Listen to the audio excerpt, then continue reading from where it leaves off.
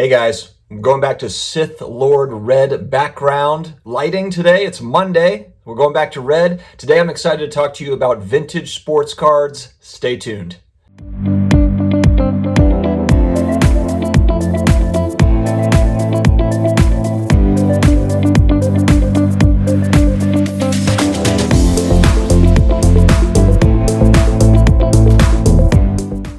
Hey, sports card collectors, investors, all of my collectibles friends, thank you very much for joining me here on a Monday morning. I appreciate it.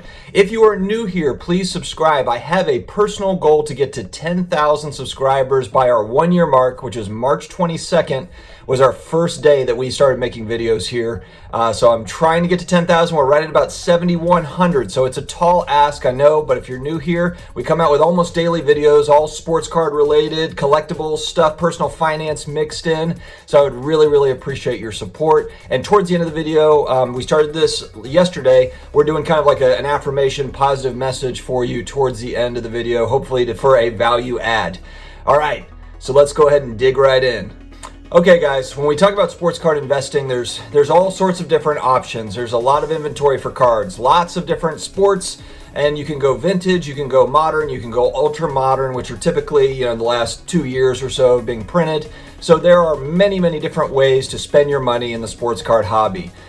Today we're going to be talking though specifically about vintage sports cards and kind of some of the pros and maybe some of the cons of going in that direction.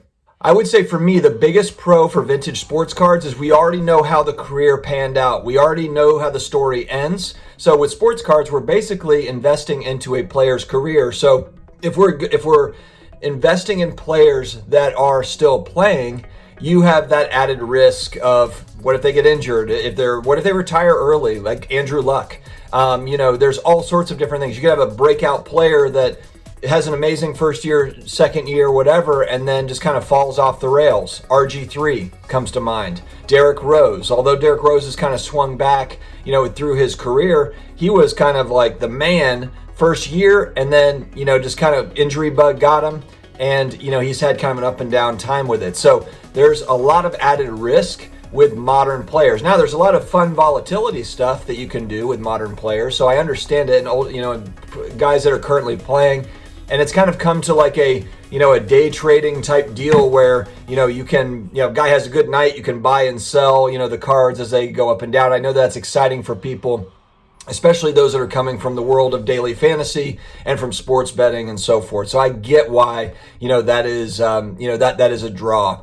For vintage cards, you already know how the story ends. You can pick from Hall of Fame careers. You can pick players, whichever ones you want. The inventory is there, and so you already have that, and that's a big benefit.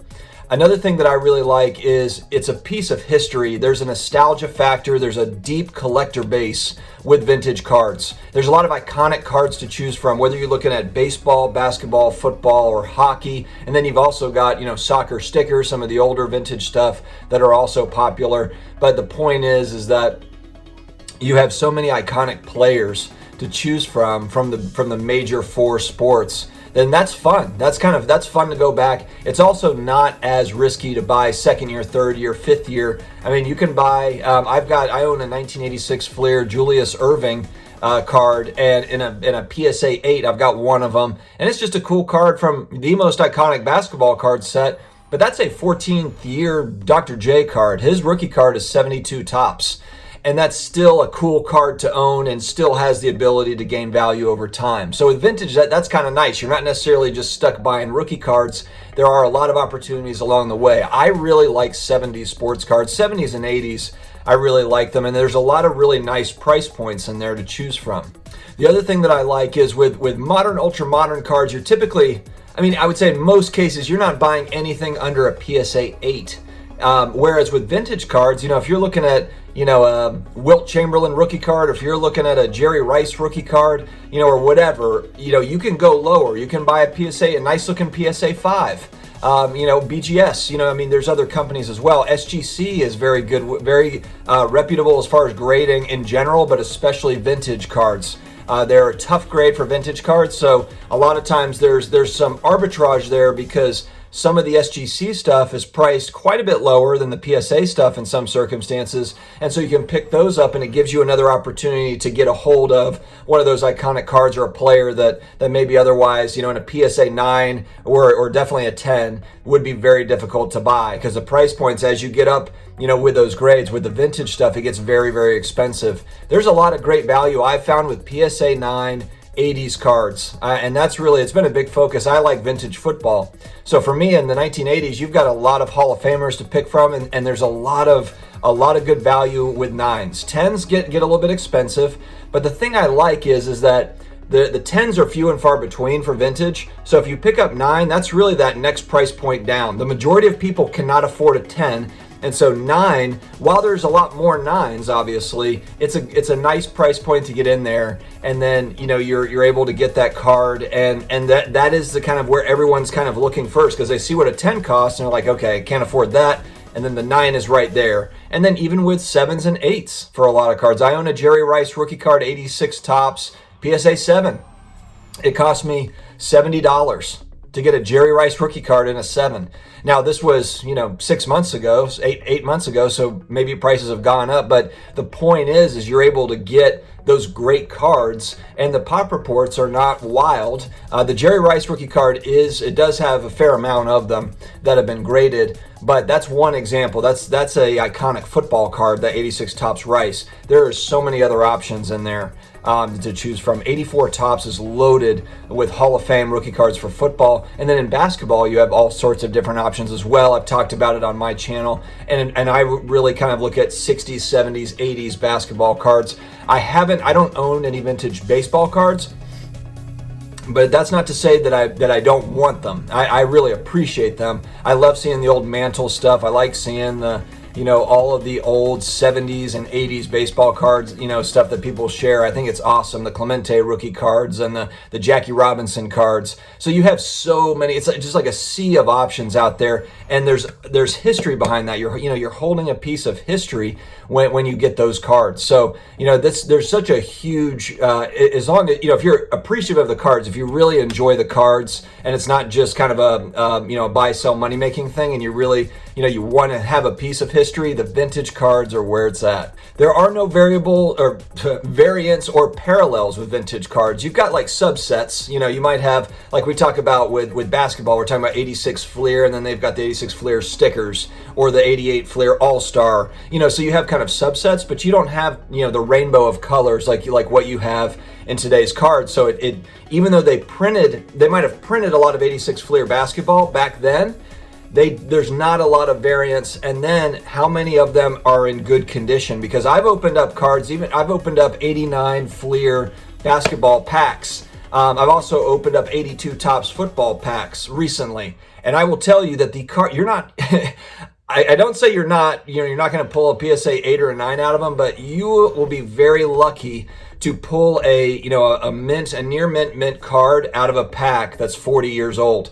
I had the 82 Topps was a rack pack, so those cards have been shuffling around for the last almost 40 years. So it's very, very difficult. They're very condition sensitive. Even if the corners and everything and the edges are great, the centering is always a beast with those cards. So even if there is a lot of wax out there that hasn't been opened, and you're like, oh man, I'm kind of concerned that there might be a lot of wax still out there.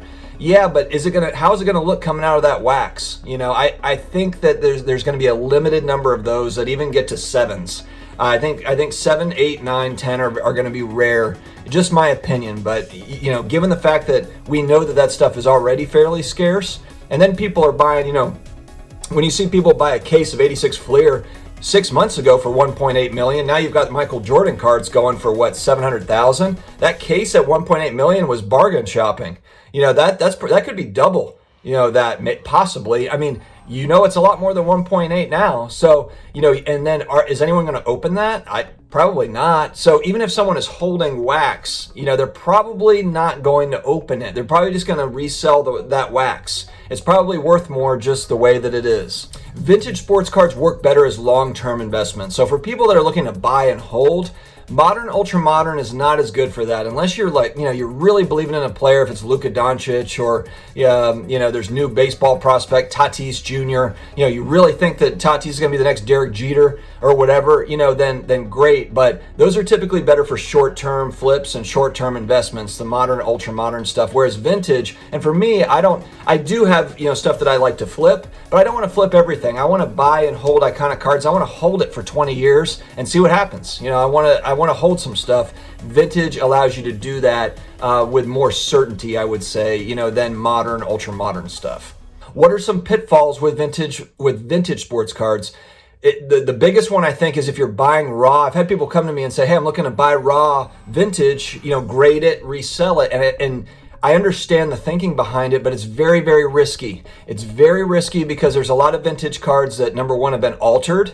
And then number two, they could be reprints. I had another great channel I like to watch, Silver Jackify, Joe. I had him on a few weeks back, and he was talking about when he first got back into the hobby. He bought I think it was maybe it was a Mantle or Willie Mays card. I can't remember which one he said, but it was an older vintage card. He paid $400 or $500 for it. Thinking, this is a good value, good deal, trying to get back into the hobby, and it turned out to be a fake, or it turned out to be, a reprint.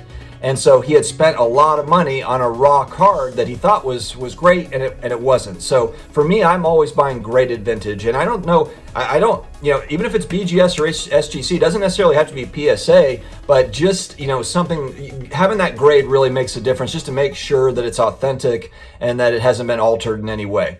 Also, watch out for qualifiers on eBay listings and on PSA graded vintage cards. So you'll see a 9, and then a lot of times you'll see OC off center for vintage. That is not the same as just a PSA 9. So make sure that you're aware of that. There is a discount associated typically. People have argued with me before that, there's not a discount and whatever. And I've seen people be a little tricky with their eBay listings to where they just put PSA 9, and then I'm like, oh, sweet, that's a good price point. And then I go look at the picture and I'm like, it's off center. It's a PSA 9 OC, or it's a 9 ST for stain, or whatever it is. The point is though, that's not an apples to apples card.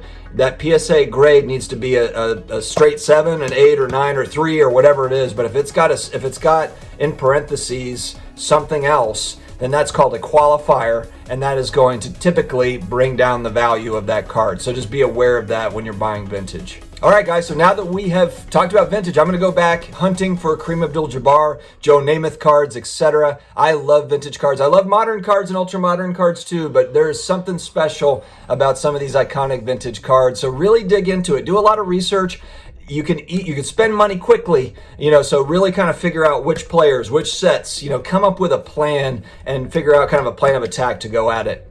All right. As promised at the beginning of the video, we every day we're coming with some sort of positive message to start our day. I typically drop my videos at 8 a.m., 8:15, 8:30 Eastern time. And so I'm coming to you now. I'm talking directly to you, and I want you to know, I know it's Monday. You're probably going to run into some resistance. There might be some bad things that happen, but we're going to push through. We are tough. We are mentally strong. And even though we're all going through crazy stuff, and some more than others, I know, I just feel very, lucky. Really, we definitely went through some trying times in 2020, still are, in some degrees. We've had loss in many different ways, but there's a lot of people that are going through it far worse than we are, and I just want you to know that we're going to get through this. Be confident, be tough, and let's go win the day. Have a good day, guys.